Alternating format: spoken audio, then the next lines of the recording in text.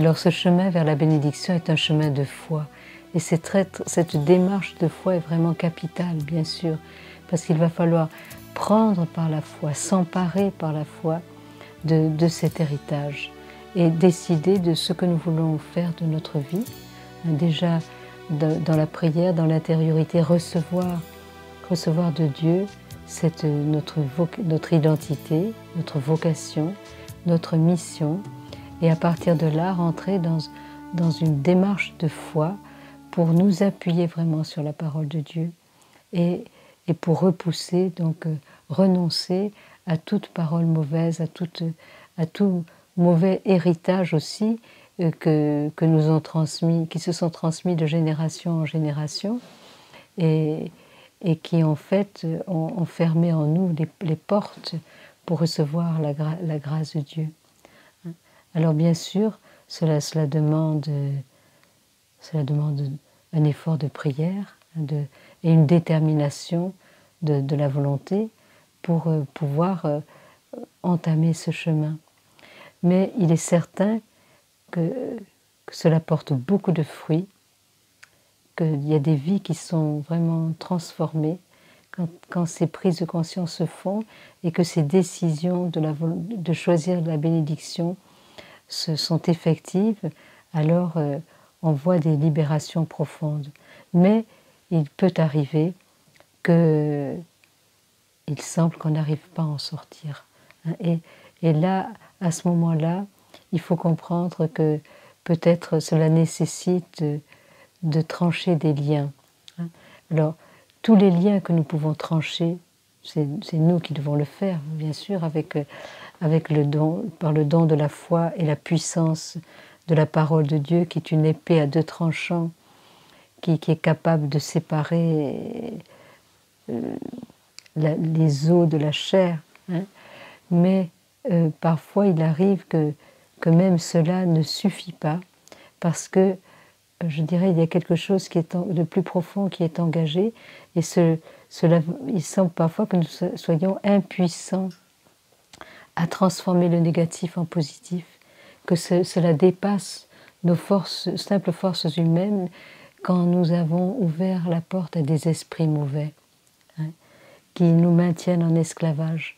Et il est évident qu'il y a différents degrés d'emprise de l'ennemi sur nos volontés, et que c'est sûr que toutes ces paroles ont eu besoin, ces paroles mauvaises, ces paroles négatives, ont eu besoin de notre consentement pour pouvoir faire leur œuvre en nous, mais parfois ça s'est fait d'une manière inconsciente.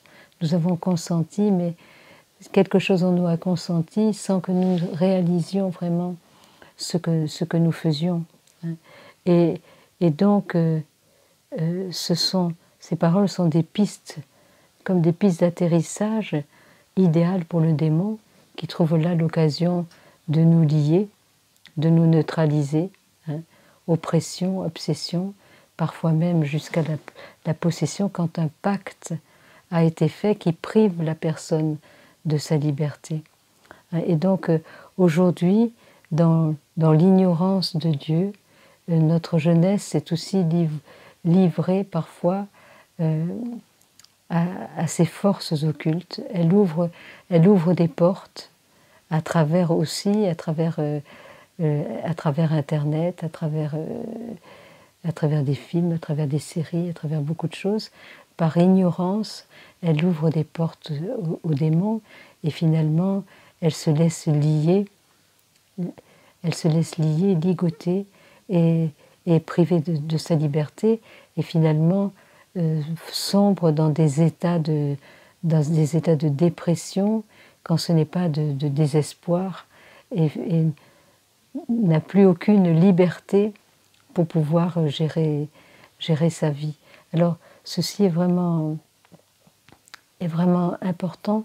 Il faut être très, très attentif justement à ce monde occulte, où la divination, la médiumnité, la cartomancie, et que sais-je,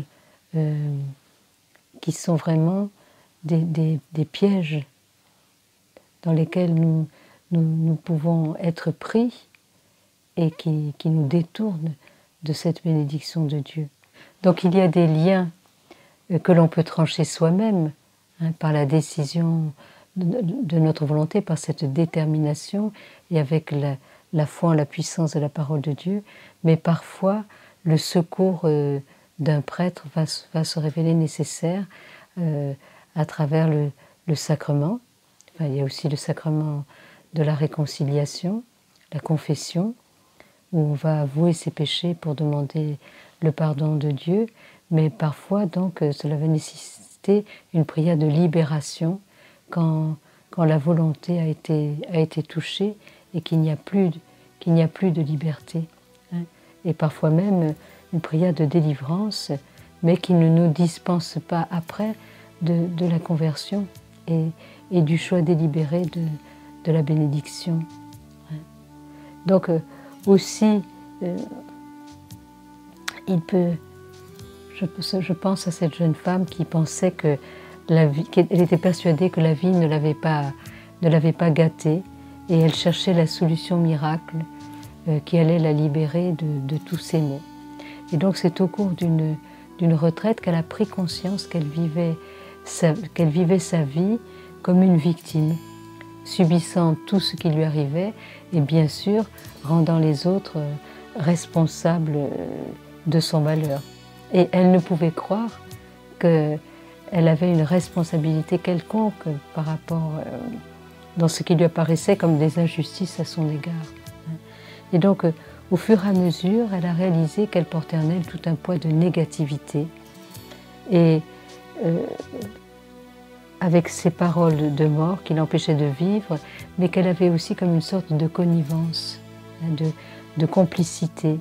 Et comme elle avait une complaisance avec son malheur. Finalement, ça l'arrangeait de penser que les autres étaient responsables et ça la dispensait de se remettre en question. Alors il lui est apparu évident qu'elle devait se confesser et que d'avoir adhéré à des paroles qui lui avaient été dites et à celles qu'elle s'était dites elle-même. Et la confession est devenue comme son arme de combat. Et en reconnaissant les moments où elle avait accueilli la malédiction et confessant sa part de responsabilité, peu à peu, elle a cessé d'être victime. Et elle a pu elle-même, au nom de Jésus, trancher les liens qui l'empêchaient de choisir le bonheur. Et donc, maintenant, elle est vraiment, ce n'est plus la même femme, elle pose un tout autre regard sur sa vie. Je crois que c'est important de comprendre quand parfois vraiment on est lié. Et donc, parfois, il faut aller jusqu'à l'exorcisme avec le secours d'un prêtre pour être libéré. Comme ce jeune homme qui entendait des voix. Et donc, il avait fait toutes sortes de thérapies qui n'avaient abouti à rien. Et il a vraiment fallu une prière de délivrance alors qu'il a complètement libéré. Donc, parfois, on ne se rend pas compte qu'on ouvre des portes. On doit être très vigilant à ne pas ouvrir des portes à l'ennemi.